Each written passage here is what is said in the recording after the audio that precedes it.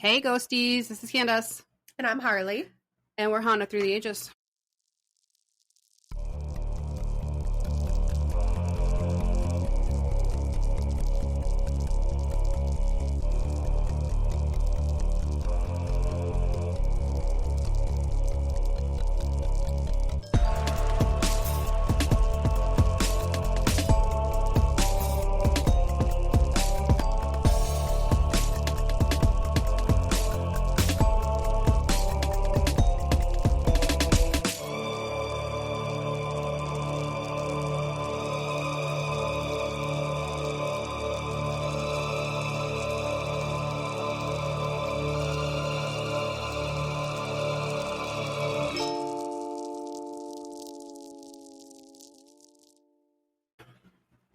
Sorry, my boobs are falling all over the place here. You do what you got to do with I don't your want boobs. to. No, I'm trying to keep them in. So they get me in trouble. Well, never know when they're going to pop out and for who.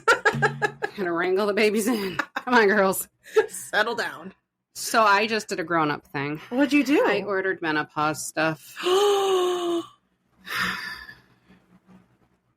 Oh I was God. told, and you know what? I'm going to give it a try because I was told by my sister-in-law how good this product works, especially not necessarily for menopause because I don't think I'm quite into it yet, but I'm definitely into my night sweat phase. Yeah. And it is horrible. And she I've said heard that it's the years stuff, long. and it's called, the brand is called O Positive. Okay. And it's menopause, it's like Meno something or another, but they have all kinds of different ones, like for your periods, for like, too much information for your boys, but we're girls and this is what we do. You signed up for it. I mean, that's it. You're here for us. But yeah, like even if you like ovarian stuff, urinary tract stuff, I mean, boys can take it too, I guess, because there's things that they can, but you know what? You guys have enough stuff of your own. Let us girls have our own products. Literally. Does it just like calm the symptoms down? It treats the symptoms. Okay. So yeah. And then I ordered a cooling blanket from this brand Comfy so nice. That I really, really love their sweatsuit that I have. Okay. It's almost like a weighted sweatsuit, but it's so thick and heavy. And I wore the sweatshirt to work a couple of times, but the last time I wore it, I realized was a huge mistake to wear because I was on fire and it was still really cold. Like it was still winter outside, so it was still really cold. So it works. Oh, it worked. They definitely are sized up. So if you guys order them, they're not true to size. They're bigger than what you would wear. Because I typically wear a large to extra large in a sweatsuit. And now the pants are literally, they fall off of me. I think it's great. It makes me feel super skinny. But I know they're men's sizes. Oh my God, I just shrunk. They're falling off. I got to roll them up, Because not only are they super big, but they're also long. Yeah, that's how I feel about this outfit I wore over here. I'm like, look at me. They're so long. I think kids make fun of me because every time I wear capris, they're basically floods. I can't. Yeah. Yeah. They don't make capris for people of between the size that I have to wear and the length that I need. Like they don't match. The day I finally got to move up from having to specifically find short jeans and go to regular was very exciting. Not even petite. That's for skinny girls. Short, like where on the tag it will say short because of legs. And I always had to wear short. So I finally got to move up to regular. Yeah. Brandon still has that struggle. So that's fine. I think you guys are about the same height-wise. Probably. Pretty close to you. She might be tipping 5 foot. Oh, she's shorter than me. Oh. Yeah. I'm 5'4", thank you. You're not, because I am. No, you're not. Tell my doctor that. I am standing on this than throne. You have to be. Because even Jennifer and I battle about who's shorter and who's taller. And I'm like, dude, I'm 5'4". Like, my sister and I, one was 5'4", and the other was 5'4 3/4". And we held on to that for our life. Like, I'm 3/4 taller than you, so calm down. Maybe I'm shrinking. I was 5'4". I might be shrinking. Unless I'm taller than maybe they were counting my ponytail. I don't know. Because that's usually up on high. Because my mom used to be like 5'8", and we are almost eye to eye now. And she's like, I'm not shrinking. I'm like, look at me. She looks, she's like, your mother was, Dreama's 5'8", 5'7", 5'8", somewhere in that window. So I have to look up to her. Mm-hmm. Yeah, my mom has shrunk so much. She's like, no, I'm not. Yeah, you are. We are eye to eye. It's funny because hear my mother-in-law talk about, you know, how tall she used to be, because she might be 4 something now. Yeah, she is little. I gotta bend down to give her a hug. It's so funny to me, but she's like, I used to be 5'4", and I'm like, did you? Let's be honest. I feel like I'll shrink. When my Nana died, she was down to 4'11". I'd be okay with it. You know, I think I'd be a cute little old lady. I want to be a little old lady. You know, like my kids, you know, they want to keep all the cute little tiny old ladies. And, you know, Dreama likes to collect them as pets. I don't know. You know, she's like, can we keep her? No, we have cats. She's like, it's fine. We'll get her litter box too. It'll be good. I am not changing any more diapers. I'm done. They're usually very independent. The night terrors. I can't. I'm not doing this again. Exactly. Running through the streets. Come on, Gloria. Come back in. That's funny. Like, no, we're not keeping her. But she's so cute. That's fine. You know what? Because they cause trouble too. They're worse than anybody. You let a little old lady out. My God, you reach an age where you don't give a fuck anymore. The fucks are done. You don't care about anyone or anything. They ran out of any to give. Mm-hmm. Yeah. So how's vacation been? You know, I got some sun. I'm toasty. I can see that. Yeah. Well, we thought it would be a really good idea to lay out. For how long? I don't know. You can get about 15 good seconds, and then you got to head in. So here's the thing. This is what makes it even more funny. So, you know, we've got our little chairs that, you know, and I put the pop up, you know, so just in case was starting to get too much sun, I could, you know, venture over into the shaded area, but still kind of hang out outside. Right. But I ordered one of these, they're like tanning bed pools. So it's like a big, you know, and you can take it to the pool or to the lake or whatever. And it's like this big floating thing, you know. Is that the thing we were going to sit in, but we decided we'd get electrocuted? Absolutely. Okay. Yeah. Yep, I remember. That's it. And it's sitting outside next to my shed right now. But so, and you know, I fill it up with water and the water gets super warm. So then I just constantly just keep adding more and more cold water to it, which is amazingly refreshing. Not even going to lie. So I laid in that thing obviously longer than I should have. But here's the thing is I didn't flip as much as I should have because I was so comfortable on my back and the water just splish splashing all over me. I finally did lay over on my back, but then, you know, the water started getting too warm again and then I was thirsty. And so I decided I'd had enough and I went and sat underneath. And then Matt found his adventure side and dove into my little tanning pool there. And it's a 2-person one. So then, of course, I climbed back in and splash splashing around. But I didn't I laid on my stomach the whole time. So then on top of having a sunburned stomach, now my stomach is sticking to the vinyl at the bottom of the pool. Oh. Yeah. Oh, yeah. Good times. So much fun. But it doesn't hurt. I know I look red because that's my colors. I go red to white, red to white, red to white. Oh, you look so burnt. I'm like, nope, I'm tan. This is my tan. This is my tan. Yeah, like there's no heat coming from it. I don't hurt at all. You know, like I had a little bit of burn on my stomach, but other than that, no, I don't feel any type of pain. But I have white streaks, so that's cool. I'm like Stripe from your Gremlins. Oh my gosh. Can't blame anybody but the sun. Yeah, or yourself. And myself. Well, and then I think we went out there around noon, so literally the sun was directly above us. Yeah. So Matt's like, oh, we didn't even lay out there for very long, you know, and he's all burnt up and everything. And I'm like, because the sun was at its highest peak. So that's when we burned the easiest. You're Plus, like, I'm laying in water for like 2 hours or so. You're like, I'm Irish. I laid in the water from noon to 5 p.m. It's like, I think water attracts the sun. Yeah, it's like a magnifying glass. Yeah. You ever burnt an ant? That's what the sun was doing to me. Literally.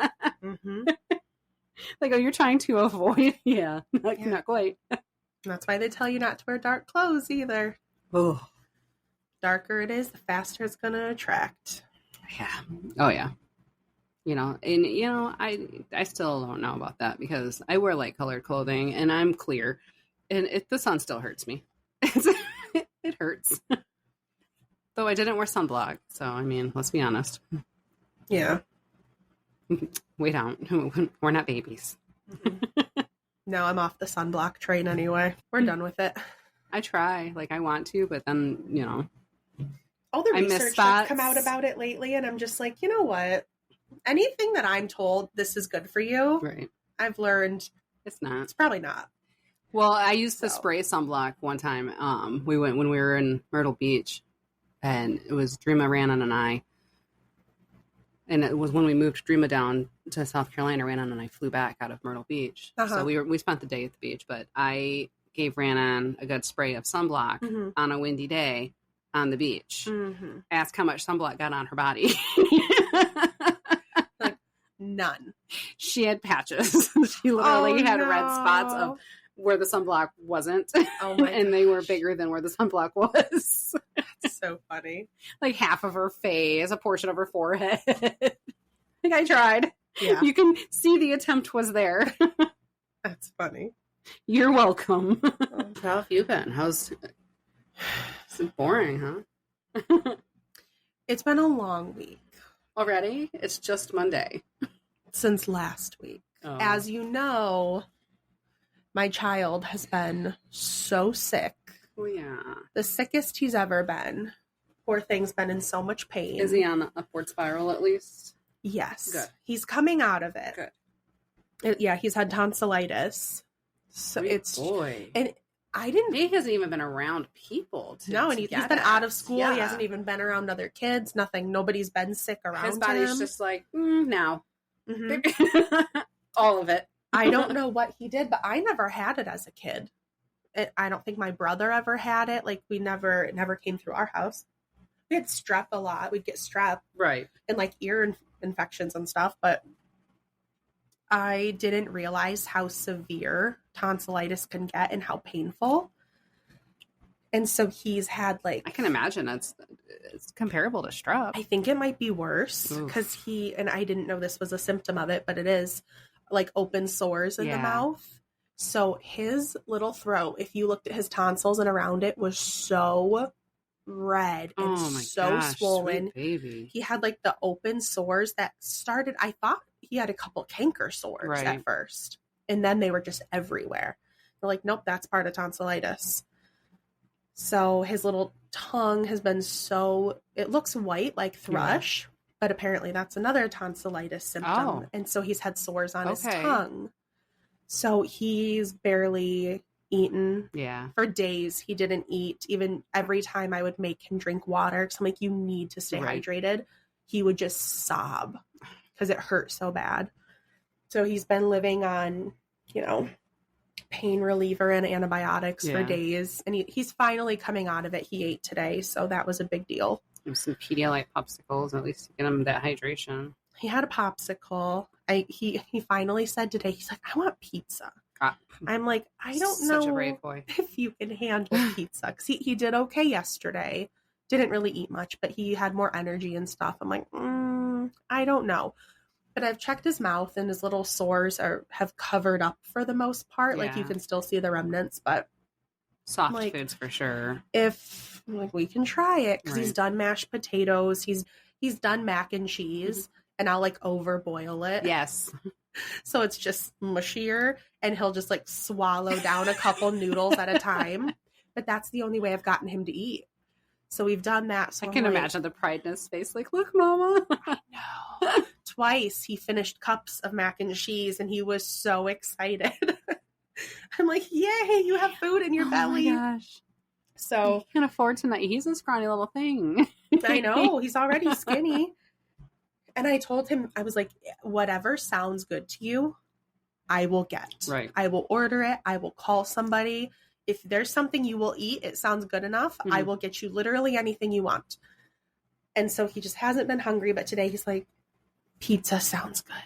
We waited for lunch and I ordered a pizza. He ate 2 pieces. I was so excited. The first one he was able to eat normally, but then he started getting really sore, but he was still hungry. So like when he was a little one, I cut them up into tiny pieces and I like fed them to him. So that's his other thing. He wants to be fed right now. Oh, okay. Yeah. Like a little baby. Because he's so sick. Well, like, I'll do what I got to do. Before he's just laying on the couch, he can't lift his head. He's like, you're like, here you go. Yeah. Now he can sit upright and he's like. He literally he taps me. He goes, this means I want more. And then he holds his hand up. This means stop. I'm like, shut the fuck up. You're good, dude. You're good. Now he's gonna milk it. He's gonna keep going with it. Like, let's see how long. Yeah, this idiot's gonna nurture me. He knows I'll do it too. But yesterday was the first day, like, he actually started coming back. Like, we saw his personality again, and so thank God. Right, we're coming out of it. He still doesn't feel good, and he's tired, but he's. Well, the antibiotics are working then. Yeah, so we're getting there. So, other than that, it's been fine. Nothing to report. Yeah, I don't have much to report. Just going with enjoying my time now. Now it's going to be a rainy week, of course. I had a beautiful weekend that I got to play. We really didn't do anything. We had, my brother-in-law came over. We had the neighbor over. I grilled, but. Dream and Kim went up to Mackinac Island for her birthday adventures. There too. They went up to Tequamanon Falls, and my sister sent them to this pie place that she took us to when we all went up there. And apparently, they have the most amazing blueberry pie, which, not gonna lie, it was pretty damn good. So she sent Dreama and Kim there, and apparently the place is closed, out of business now. So that sucks. So she texted me to tell me how my daughter basically broke her heart. So I'm sorry that Dreama was the bearer of that bad news for you. But yeah, doing some beach adventures, and I think they're home now. So how much walking did they do around the falls? I haven't had a chance to talk to her about it. Oh, okay. So she's just been kind of doing her thing and taking her pictures and. Well, fun. Yeah. Did they go to Mackinac too? I think she was telling Matt, because Matt called her on her birthday, and she was telling him where she was going. And I want to say that they were doing the Pictured Rock tour. Okay. And maybe they went on the island as well, just kind of went through there. I don't really know, but I know she was saying that they were for sure going to Tequamanon Falls. Okay, cool. And they were, I think, Kim was sending some pictures. What is that? Lake Superior, Lake Michigan? What lake is that on? Lake Michigan's on the left. Huron is on the right. So I think Superior's up. I think they were at Lake Michigan. She was putting pictures up of Lake Michigan. I don't quite remember, unless I'm getting my people mixed up, because I did see somebody posting pictures of Lake Michigan. Could have been them. Could have been somebody else. I don't know, but they were pretty pictures. That's funny. Girl loves the water. I can, and I've been trying to get, I'm off. He had 3 days off. I'm like, let's just go to the lake. Let's just go to the lake. Picked him up Friday after work. Let's just go to the lake. No, we didn't. Saturday, let's just go to the lake. No, we had everybody over.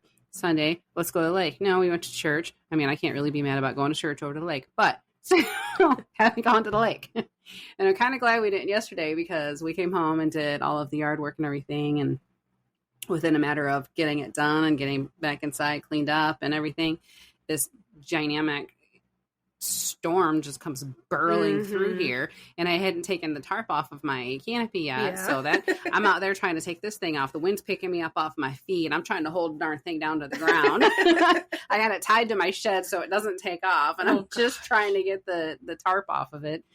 I'm like, the frame will be fine. I just got to get the tarp off, right? Because that's what's holding the wind. It's like a damn kite out there. I'm trying to hold it to the ground. Oh, he saw me struggling, and he come bolting outside with me. And he was like, "Okay, what do I need to do? What do I do?" Because I'm the one that puts it up and takes it down. Yeah. So it's like I always have these little ways that I have it hooked and everything and wrapped around it, and I got it tied. Just because I make sure it stays snug, and it stayed snug all right. And then the rain's pouring down on us, so now I look like a drowned rat. Just like, I don't even care. And it felt really good, actually. Not gonna lie, that rain did feel really good. That's funny. But to see us out there, I can imagine the comedy show that we look like Three Stooges out there, minus Stooge. Just trying to get this stupid thing. It's flying up in the air, being held on. I'm worried about it breaking Lynn's window or something. Right. Because we got this metal frame right there as her window. I'm like, oh, dear Lord, this is going to be expensive. No fear. Everything's fine. Got it all balled up. There's a puddle in front of the door here because we brought everything inside and just threw it on the floor. And it's just... We were a hot mess. Well, that's fun. It was.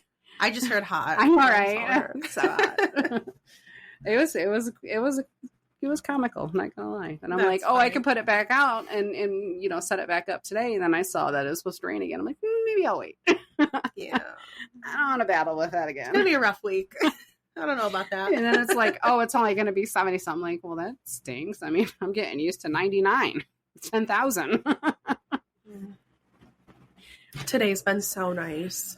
It's been like a breath of fresh air. Yeah, it was relaxing. I had to adventure out to a store, but that was it. Well, so what do you have for us? So we are, speaking of adventures, we're taking a trip to LA. Where are we going? There's so many possibilities. I have to just say, I knew it was LA, but I don't know where. And I'm like, the possibilities are so good. Okay. Hollywood Boulevard, the Hollywood Roosevelt Hotel. Yes! I was hoping for this one. I think there's somebody that's connected to here, and I really hope it is. To here? Like in my house? No, to the Roosevelt. I mean, there's a lot of... So what got me on this spiral, because I was all over the place. Yes. Obviously. As per usual. So I watched, and I want everybody to watch it because it was an amazing documentary. Okay. Amazing. Mariska Hargitay's. Okay. Called My Mom Jane. Yes. Okay. Freaking amazing. And that took me to, obviously I didn't go to where Jane was, or even if there's been any spiritual happenings about her, because there hasn't been any. But then I'm thinking, well, who like Jane? Do you want to explain really quick for anyone who might not know the connection, like which Jane you're talking about? Jane Mansfield. Yes. Sorry. I'm sorry. No, I figured okay. Everybody knew. I know who you're talking about, but in case anyone doesn't, and Jane Mansfield is Mariska Hargitay's mom. And come to find out, it's a dark, embedded story of Mariska's past and her childhood. Oh. About, affairs. And I don't want to give too much in case people haven't seen it, because it is amazing. Like, I watched that thing and I was in tears. And Mariska is the woman from Law and Order. Yes. That's been around for forever and ever. Beautiful woman. And I forget who her father was. I forget what his name is, but he also was an actor. That Jane was with for such a long time, and I don't remember, and it's going to bother my brain. But that she was almost like a Marilyn of her time. Absolutely, and that's why it took me. And like I said, I was checking another hotel of another celebrity, and it really didn't go any further outside of that room. So I'm like, okay, and the story's great, and I don't want to, put any kind of dampener on this woman's life and the story that she led. So, but Jane Mansfield brought me to Marilyn Monroe. I'm so excited. So it might be a little longer, and it might be a little all over the place. I don't think it is. I feel like I got everything constructed beautifully, and I'm really excited. When you mentioned LA, I'm like, okay, there's a handful of places I've gone. Oh my gosh, so many. I'm like, then you said something, I don't remember what it was, but it kind of sounded like it might be a hotel, and I'm like, I hope it's the Roosevelt. Because I asked you if you had any hotels in LA, and you said at that point you weren't even in that location. Nope. But a lot of the information that you look up gets misconstrued, because there's also a Roosevelt Hotel in Florida that also had a horrid past and a lot of destruction and death. Oh. So apparently there was a fire, and I don't want to give too much into it in case one of us decide this is what we're going to do. Yeah, but that might be fun. one of the things I was reading kept going back and forth from Florida to LA and the connection with the hotels. And I'm like, I didn't get the connection. So maybe I need to read more. I don't know, but I didn't get the connection. I just know that, this was tragic and dramatic of the deaths. And this is, just a lot of hauntings, but not necessarily a lot of deaths. Maybe that would be a fun future episode. Oh, for sure. Yeah. Oh, for sure. So I am going to jump right in to one of the most celebrated structures along Hollywood Boulevard. The Hollywood Roosevelt has been one of Los Angeles' most luxurious holiday destinations for more than a century. This fantastic historic hotel was the brainchild of several prominent film industry professionals active in Hollywood at the height of the Roaring Twenties. Actor Douglas Fairbanks and his second wife, movie star Mary Pickford, legendary movie producer Louis B. Mayer, and the owner of the famed TLC Chinese Theater, Sid Grumman. Ooh. Grumman. I'm not really sure how it's pronounced, but Chinese Theater, so beautiful. And it's right across the street. Is it? I didn't know that. Yep. Oh, cool. And I'm from one of the rooms. You can actually see the Hollywood sign. Oh, yeah. The pictures don't even do it justice. This hotel is gorgeous. Yeah. I've heard the Chinese Theater's haunted too. Oh, There's been so many people through there. Well, and I think it's this guy, the Chinese theater owner, that came in to collaborate to build. Oh, okay. Us. The group selected a lot directly across from the TLC Chinese Theater as the site of their nascent hotel, costing some of $2.5 million to construct. When was this? In the 20s. Holy shit. Right. And I did not That's even try to do the math. The math was not mathing for me. If you want to go ahead and start doing your mathing, I was like, yeah, I'm not here for that. The building took nearly 1 year to complete, which is fascinating to me that it only took a year. When it did finally debut, the hotel showcased some of the finest Spanish colonial revival style architecture in the entire city. The group decided to name their new hotel the Hollywood Roosevelt in honor of former U.S. President Theodore Roosevelt. Love it. Love it. Do we got a digit yet? No, my phone's being stupid. Sorry. It kept trying to take me to Google when I checked the internet. It's been doing this stupid thing. We'll get there. Getting there. Okay, moving on. The Hollywood Roosevelt quickly endeared itself among the city's many movie stars, as dozens wound up staying at the location as soon as it opened.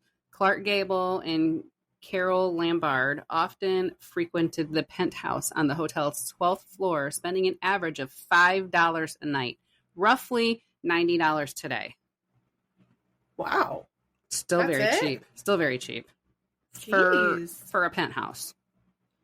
Thank you. $90.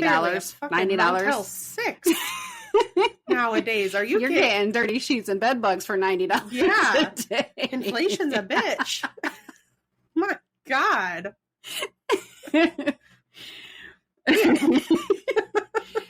Their meetings were kept completely private. That's why they spent the 90. Okay. Since Gable was still married to actress Rhea Langham.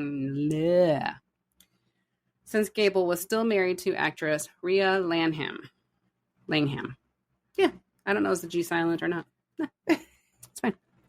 Shirley Temple also took her first tap dancing lessons with the great Bill Bojangles Robinsons at the Hollywood Roosevelt. How the cute. two were reportedly practicing along the Spanish tilted steps just beyond the lobby's front door.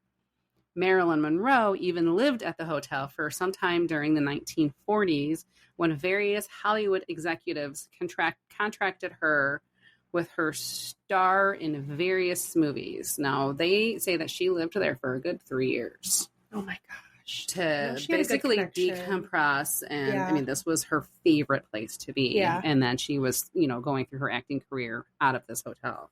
Can I interrupt you Yes, for a quick absolutely. second? So in 1920, I typed 2.5 million. It's giving me 2 million. So whatever. Okay. Close enough. The lies it tells. 2 million in 1920 is worth over 32 million today. Holy.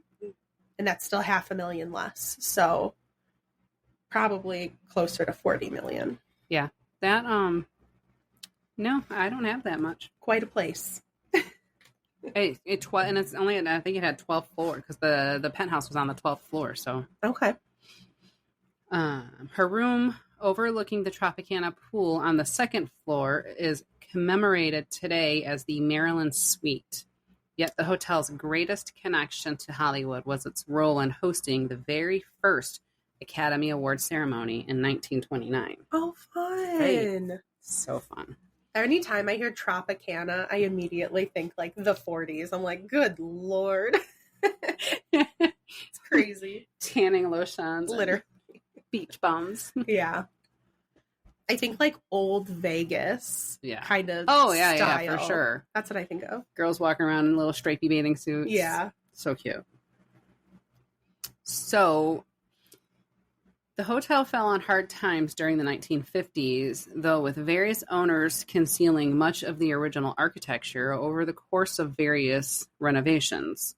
Radisson Hotels then acquired the site in 1985 and began an extensive refurbishment of the entire hotel that sought to restore it to its former glory. The company spent close to $35 million to reinvigorate the Spanish colonial revival design, aesthetics that had become stagnant.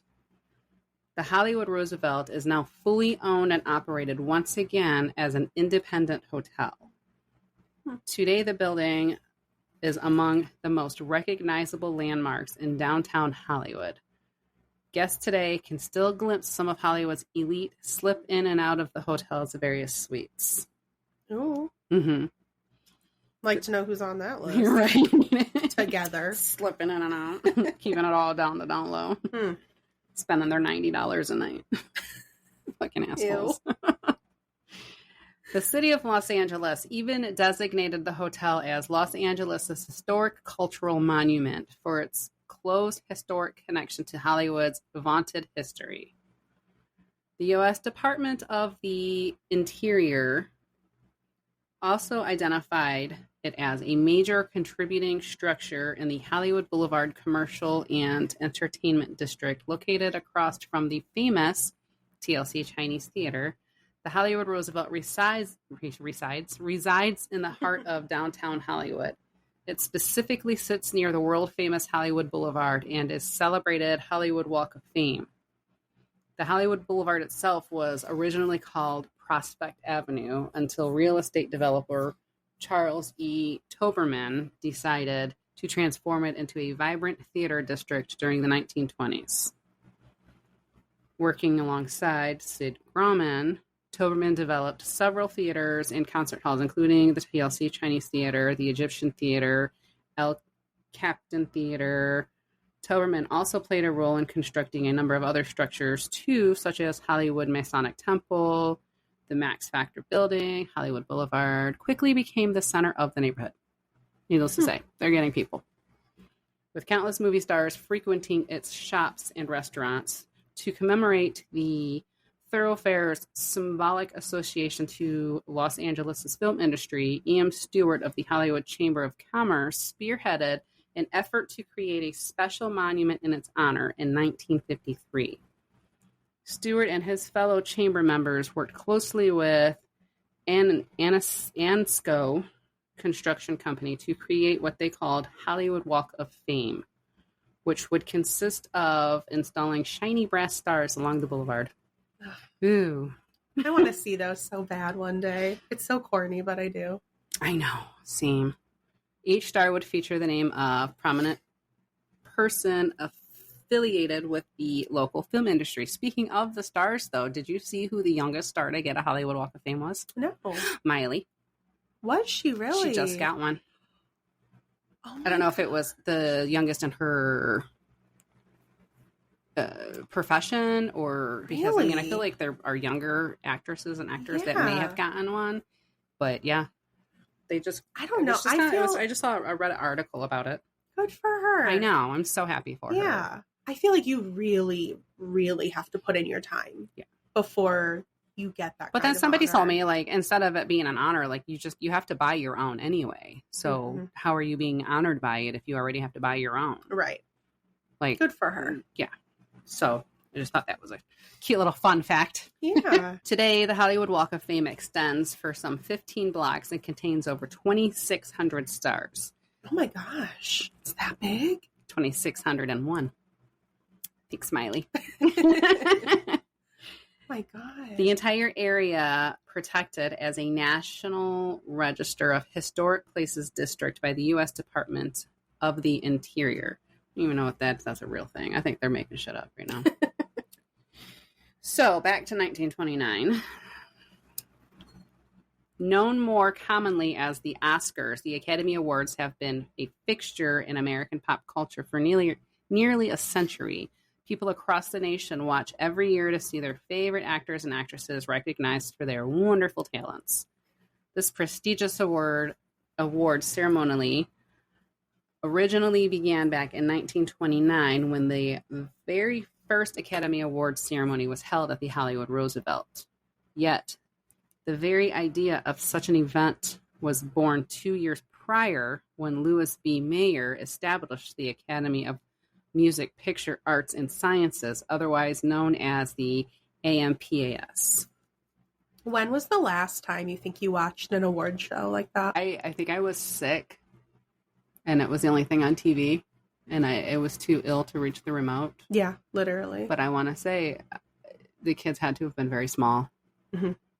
That was probably the same show as me. Yeah. I think when I was a kid. I stopped caring about it because it's just like, you know, there's so many more things that we can give our attention to than, ooh, look at this celebrity just got an award for all of the billions they just made making a movie. Yeah. Ooh. If anything, when I did watch any sort of award show, it was when I was young. It was like the Nickelodeon one, all your your favorite. Well, and then you wanted to see your favorite, your favorite, your favorite, singer that was on there. And then maybe the CMAs because of the music. I like the performances. But that was I stopped when I think it was the music awards stopped being about music. Yeah. And I'm just, I'm here. I'm here for the entertainment. I don't care who's getting what and winning. Right. And, this person was nominated 6 times. And they did probably they win? Didn't deserve it either. But did they win? No. And I can tell it. I mean, it's all a money game anyway, because it's this person who makes amazing records and is his fan base is huge, loses to this person that we barely even know for, single of the year. Are you kidding me? No, go away with that. And the fact that this year all of these talented artists lost to Beyonce, fuck off. Yeah, for her country album. Go fuck yourself. Yeah, fuck off. Get out of here with that dumb shit. That tells you how fucking fake it is. Bullshit. Grease some palms, scare some people. You can have anything you want in this world. I got world. more country in my pinky than she's got in her entire fucking body. Exactly. And my pinkies are little. It's the smallest finger I got, too. Literally. Even without a nail. Look at that little motherfucker. Broke my nail off. So, back into the history of my favorite theater here, my hotel. A prominent movie producer and co-founder of MGM Studios, Mayer had long wished to find a way to unite the different branches of the film industry together. He decided that the best strategy was to create a luxurious annual award ceremony that would collectively celebrate their work. According to Mayer himself, I found that the best way to handle filmmakers was to hang medals all over them. If I got them cups and awards, they'd kill them to produce what I wanted. That's why the Academy Award was created. He subsequently tasked the art director at MGM, Cedric Gibbons, to design the trophy that the various winners would receive, eventually creating the famous Oscar statuette, Selections for the first Academy Awards began in early February, with the selection process taking several months to complete. It had to be a wild time back then when you actually had to work for it. But now you don't. To post a fucking TikTok and get enough people to see it. Where back then you had to go to Hollywood and work so hard and do everything that they did to get their name out there. There's so much. Like, Motion Pictures Art and Science chose the Roosevelt to serve as a venue for the award ceremony. The event itself consisted of an exquisite banquet attended by 270 people. Tickets cost $5 a person. 270 people? $5 a ticket. Oh my gosh. Roughly equivalent to $75 in today's money. Still so cheap. Yeah. I feel like it would be a lot more than that now. I mean, to get in like the front row at one of those award shows, I think it's thousands. Well, I just heard like even the cost of getting into, like, because I listened to Kathleen Madigan's podcast and she was talking about Dolly Parton's show coming out. Maybe she's on tour again. And she looked at, some of the tickets and how much they cost. Front row tickets is the better part of $25,000. I'm not even shocked. That just gave me goosebumps. She said just to sit on the main floor, it's like $2,500 all the way in the back. Like, if you want balcony, you're looking at, $300-400, $500. But if you had money to blow out of your ass, would you not be front row at that show to get that close to Dolly? And people want to, they're coming for Dolly. Like, well, why doesn't she lower the prices of tickets? And like Kathleen said, because she does tours, so she also understands the box office doesn't. You don't negotiate prices with them. They're charging what they want to charge. She's like, I have no idea what my tickets cost. Somebody told me what one of my tickets cost, and I almost fell. She's like, I got no problem doing free shows here and there. Come on, Dolly, hook us up with a free show. Like, and she goes on with her piece. She loves her. She loves Dolly, Stevie Nicks, like Queen Stevie. She calls her. She's hilarious. But yeah, I couldn't imagine. She's like, I just want to shake hands and just ask the person that bought that ticket in the front row, what the hell do you do for a living? Exactly. What mob are you running? Yeah, exactly. Hollywood's most celebrated stars arrived in all sorts of luxurious cars that were greeted by swarms of adoring fans as they made their way inside the hotel. Yet the ceremony was not broadcasted live either on radio or television. Instead, the president of the AMPAS, actor Douglas Fairbanks, announced all of the award winners during a brief 15-minute ceremony. That's it. 15 minutes? That's it. All right, you win, go. You win, go. You win, go. In total, 12 different awards were given out for the following categories: Outstanding Picture, Best Unique and Artistic Picture, Best Directing Comedy Picture, Best Directing Dramatic Picture, Best Actor, Best Actress, and Best Writing Original Story. Best Writing Adaptation, Best Art Director, Best Cinematographer, Best Engineering Effects. Like, what? Best Writing, Title Writing. Emil Jannings won Best Actor for his role as General... What? General Dolgorsky in the film The Last Command. That's probably why I don't know it, because I've never heard of it. Oh my God. Janet Gaynor received Best Actress for her work in 3 separate movies: Seventh Heaven, Street Angel, and Sunrise. Not gonna lie, when I saw Seventh Heaven, I was thinking it was the TV show, but it's fine. We're still in the 20s. I get it. The recipient of the Outstanding Picture, the predecessor of today's Best Picture Award, was the movie Wings, starring Clara Bow, Charles Buddy Rogers, and Richard Allen. Oh my. Now, and pages go on and on about this, and in the litany of the famous guests was like 3 pages long, and I could have went on and on and on about that. I could speak about this all day long because this is fun. Yeah, but we're not here for that. So, as important as it is, we are here to discuss the haunts, and there are some. Throughout the years, there have been rumors of hauntings and ghosts at the hotel. Some involve celebrities who previously stayed at the hotel, such as Marilyn Monroe, Montgomery Clift, Errol Flynn. Oh my gosh. Others involved a little girl in a blue dress named Caroline. No. There have also been reports of cold spots, photographic orbs, and mysterious phone calls to the hotel operator. Ugh. Can you imagine just picking up the phone? Like, I really don't like a prank call. Like, I really don't like, I don't answer my phone to begin with for, not only for that reason, but because, you know, I've just been stumped too much by freaking prank calls. Like, what's worst, a ghost calling and nobody being on the other end, or somebody know. actually calling? Do you know if it's a ghost if you can't hear anything? Like, well, could be. But what's worse, that or somebody actually talking to you? Yes, probably somebody talking to you in a whisper. Probably that little girl. Poor Caroline. I guess we'll get to her before I judge. Don't judge. I mean, you can, but it's fine. You know, I don't like the little ones.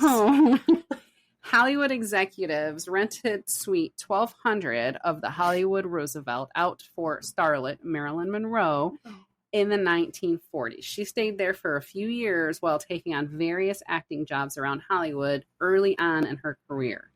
The beautiful suite was iconic, overlooking the Tropicana pool and giving Monroe the comfort she needed after a hard day's work. Oh, I bet it did. Oh, you poor thing. You had to remember lines. She worked hard.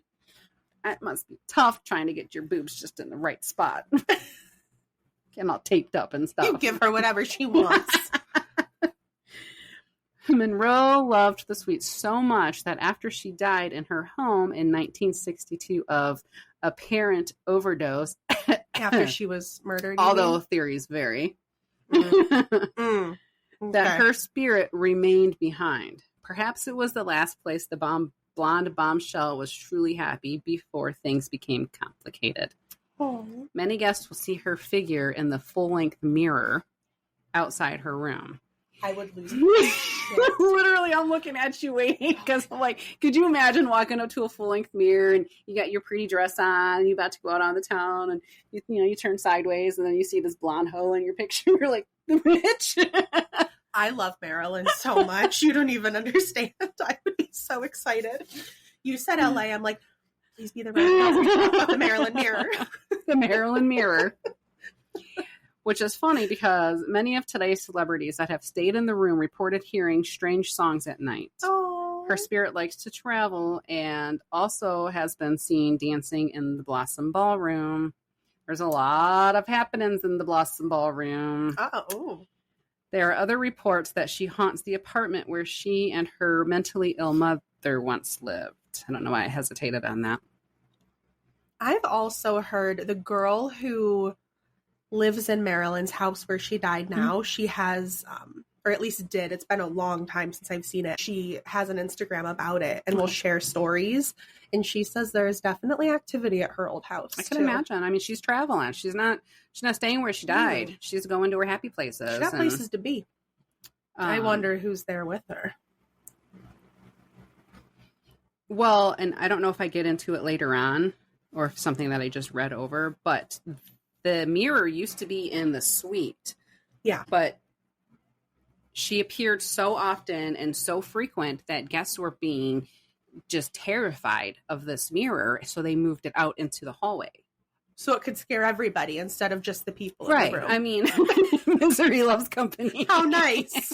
So you got to walk past it, almost die before you get to your room. Oh my gosh. Oh, that'd be so yeah. cool. Oh, yeah. Many of today's celebrities have stayed in the room, reported hearing strange songs at night.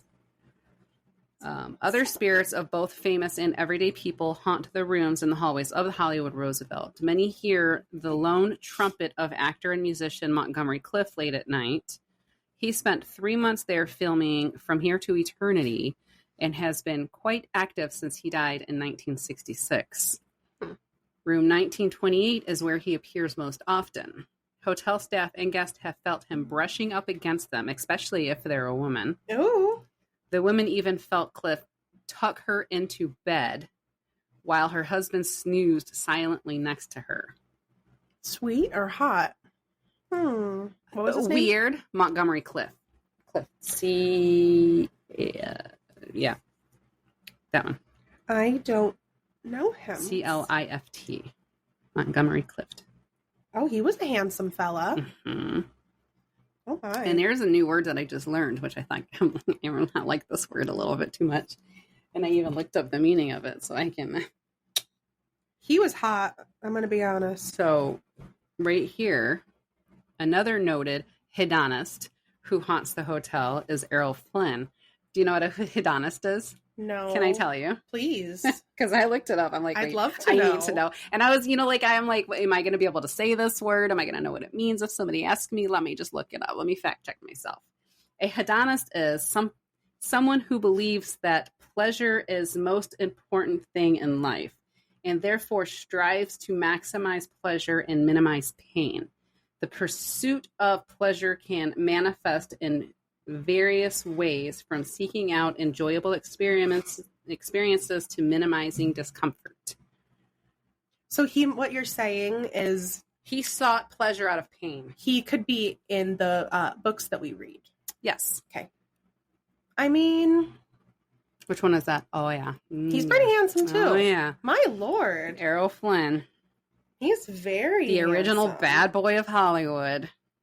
Flynn was known for his hard drinking and womanizing ways at the time. He is all about your red flags. He kind of looks like Carlisle in that picture. Carlisle. I was born at the wrong fucking time. I'll tell you that. He was born. You just want a good-looking man that dresses nice. Let's go back to taking time on ourselves. Just saying, you don't need to look like an unmade bed all the time. He's born in Australia. That's cool. It doesn't say that. Anyway. Well, yeah, his when at the time, being a womanizer was completely, commonplace. Mm-hmm. That's how you do it. That's what you do. Well, some believe that he was the well-dressed gentleman seen around the Blossom Ballroom near the piano. Oh. Mm-hmm. Is there a little rendezvous going on? With 3 of them, apparently. There might be more. Let's keep going. Good for them. There's also the spirit of a little girl, charmingly dubbed Caroline, that is seen around the pool area. And I got to tell you, I looked and looked and looked for this little girl, Caroline, and there's no other information about her other than what I found here. So she drowned while her father was out running errands and now enjoys prank calling guests from the hotel lobby and playing in the jacuzzi. Honestly, that's kind of cute. It is kind of cute. Like, that's probably what any child would She will often ask the guest where her mother and father are before disappearing into thin air. She's believed to be around 5 years old. Oh, baby. So, okay, first of all, why is there a 5-year-old alone in the pool? Because it was the early 1900s. So pools were safer then?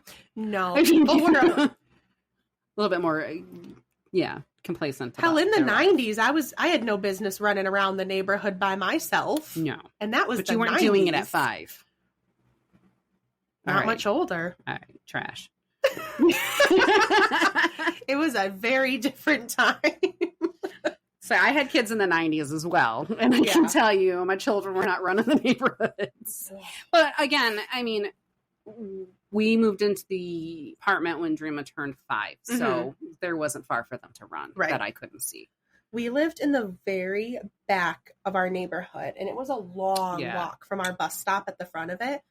And I remember it was probably about 2000, because me and my brother would walk home together after school. So I was 2nd grade at the latest. We were walking all the way back to our house. And I'm like... Yeah. Well, I did let my kids play inside my car without me present. But in my defense, that's where I kept all of the outside toys, because my car, I mean, I drove my car when I needed to, but honestly, Matt and I shared a car mostly for work. This car just got me back and forth, wherever I need to take kids or whatever. But so I kept a lot of the outside toys instead of dragging them, 80,000 feet into the air. Right. So they would go inside and get their stuff out, or Renan would just sit inside the car, and like I had the keys, so they weren't locking them. If they did, they were idiots. But I can see Dreama locking Renan in the car, not gonna lie. But Brandon not trying to, figure out how to get out of the car. Unlock it. Like, just pull the handle. It'll unlock itself. So it was a different time. But still, I mean, I'm still very concerned about this at a hotel, this little 5-year-old, playing in the pool by herself. So she was believed to be about 5 years old. And other than a blue dress, guests and staff also claim to have seen her in a pink jacket and denim pants. She has also been described as skipping in the halls and singing in the lobby. Psychic Peter James reportedly first encountered Caroline in the Academy room in 1992 and later communicated with her in the penthouse library. He saw her crying and he asked her what was wrong. She then replied saying she was worried about her mommy and was scared she was going to get hurt. She disappeared when the psychic tried to comfort her. That's weird. That makes me wonder. And the psychic has been like quoted through different, like, seeing, Marilyn and Errol and, Montgomery, like all of the, like he's confirmed seeing everything that I've said. So that makes me wonder what was going on in that little girl's life. And like the dad was out running errands, but she's worried about her mom getting hurt. Yeah. Interesting. Yeah. And she always asked for her mom and dad. Like, where's my mom and dad? Where's my mom and dad? But she was very concerned about her mom being hurt.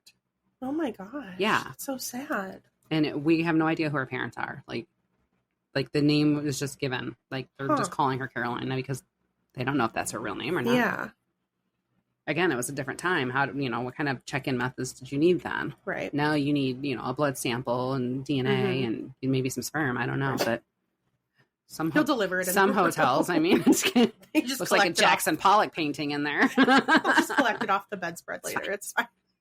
We'll separate who it is. Ew, stop. Hotels are so fucking gross. Look, I got a trip coming up. Don't tell me that. I'm sleeping in my car, which could be just as dirty. I don't know. It was used. It's a used car. So, another is a male entity, possibly an actor in the 1920s, graces the Blossom Ballroom while dressed in a tuxedo as if attending an event. According to psychics, he was an award nominee and an Oscar banquet attendee who is still very much attached to his career and dreams. Bro, he's going for it. Little late. The Blossom Ballroom is a favorite spot for another male ghost in a tuxedo, this time a piano playing one. Some guests were exploring the mezzanine area when they heard him playing the piano. When they looked over the balcony, they saw that he was wearing a white tuxedo. He disappeared moments after he was seen. But wait, there's more. Security personnel were watching the cameras one evening and reported a chilling sight. A figure was swimming in the pool well after closing hours. When they rushed to investigate, they found no one in there. Only the ripples of the water left behind as though someone had just been swimming, and not one footprint on the outside of the pool. I know you love the pools. I know you love a good pool. My entire body's covered in goosebumps. Figured I'd save that one for last. I don't like it. So, it's pretty clear that the strong emotional attachments keep the spirits lingering in the Roosevelt Hotel, a renowned haunted hotel in LA. Some souls seem to be searching for something or someone they lost. Others, such as once promising actor haunted by career frustrations, may still be living their struggles. Then there are those whose lives were tragically cut short, like pop culture icon who succumbed to substance abuse and mental health issues, forever tethered to the place they once called home. I love that. I had so much fun reading this. That was a good one.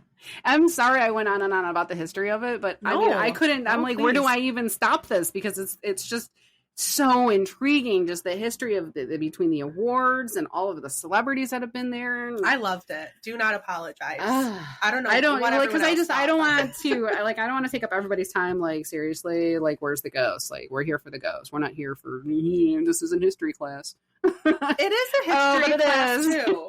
We're hunting through the ages. Get used to it. We love our history here. I would love to do a deep dive into Marilyn Monroe conspiracies. I think that would be a fun episode. That could be a lot of fun. Yeah, that might be a future episode, guys. Because I've even been looking into like some other possible conspiracies and like just weird stuff that's not super ghosty, but like super ghosty, interesting and weird. I don't know. We might take some deep dives into some stuff. That would be really cool. Yeah. So that was super duper fun. That was awesome. Super fun. I'm sure there's so much more on our sweet Marilyn. Oh yeah. But I mean, Errol Flynn, dude, tricky little bastard, out there womenizing people. And I just very handsome. I would like to know, honestly though, like I'm very curious about the pleasure and pain situation. Like because I like to take a painful situation and kind of turn it pleasurable, not in a dirty, inappropriate way. So girls don't get grossed out by this, but like getting piercings or tattoos, like I find comfort in that type of pain. So it's almost pleasurable for me. A lot of people do that from as far as I know, from what I've heard, when they struggle to kind of let emotions out or certain pains like that. That's it's total. And they'll get tattoos and mental health clarity type thing, and that's where it becomes pleasure for me. And a piercing is great, but it's a very short lived. Yeah. Where a tattoo might be sometimes a little too long. Ooh, yeah. All right, I'm done. I'm healed. I'm all better. Spirit left my body. We're good. No, I totally get that though. I have a feeling his is more so dirty. Maybe. I wonder if it's even like BDSM kind of community. Before it was even a thing. I think there was some stuff going around back then. I think there were hidden clubs. Where did it come from? Like, where would it have came from? I mean, we don't just make things up. It's coming through the ages. Right. Like, the shit was happening back then. I mean, that stuff's been around for a very long time. Interesting. Oh, well, that makes me want to look into that now. Go ahead, Dirty. Like, what was that world like back then? Oh my gosh. Like the flappers and this kind of type situation with, those girls were doing something dirty in their dresses. Because listen, if you buy that type of material now, what are you buying it for? Lingerie. Yeah. What are you using it for? Not to go out on town, into a dress show. I mean, if you were a bustier, flapper. what are you wearing a bustier for? I mean, just saying. If you were a flapper back then, ooh. That'd be so much fun. I mean, you were the top and of the risque dancers with the little frilly things on their boobs. I mean, that was topless dancing then. Yeah. That was topless dancing then. What is it, like the French, like Moulin Rouge kind of thing? Yeah. Yeah. Oh, that was great. That was so historical, and I get so pumped about history. She's literally going to go home and start looking into it. Guys, we're going to learn some things. Well, thanks. This might be some after-hour stuff, so pay attention, folks. I like that. The dirty celebrities in our after-hour business. Yes. So that's all I got, guys. That's it. That was fun. Awesome. I hope you like it. I really, really hope you like it, because I had fun doing it. Yeah, we had fun listening. It only took me a day, which I had 2 weeks, but that's fine. But that's why I planned out our recording schedule for the next week. So. Because you have got me on schedule now. Yep. I do. I have an after hours coming up. Not after hours. A bonus episode. Yep, on is, Patreon. Yeah. So that's going to be a fun place. We're going to take a train ride. So hopefully that's a fun train ride. I haven't really read too much into it. I just saw the opening and I was like, oh, yummy. Need to learn about this. I'm excited about that. Yeah. I want to say, where did I say it started in? Like DC or? I thought you mentioned DC. Maybe it's DC. So. Yep. So, yeah. So if you enjoy us, please enjoy us. Like and subscribe. I mean, man, come on. Beggars can't be choosers here. We're a fun time. We're fun. They might not, people disagree when they're with us for a long period of time. But, I mean, we're giving you guys an hour. So it's a fun time. So if you want to keep up with us, you can on Instagram, on our Facebook. You can email us any types of stories or fun adventures you want us to go on and look into. hauntedthroughtheages @gmail.com. We love to hear some spooky stories and some feedback from you guys. Still waiting. Take your time, by all means. Come on over to our Patreon for our after hours and our fun chats and dirty deets and all the fun stuff that we have on over there. Yeah. It's a good time. That's what I got. All right, guys. We'll see you next week. Bye.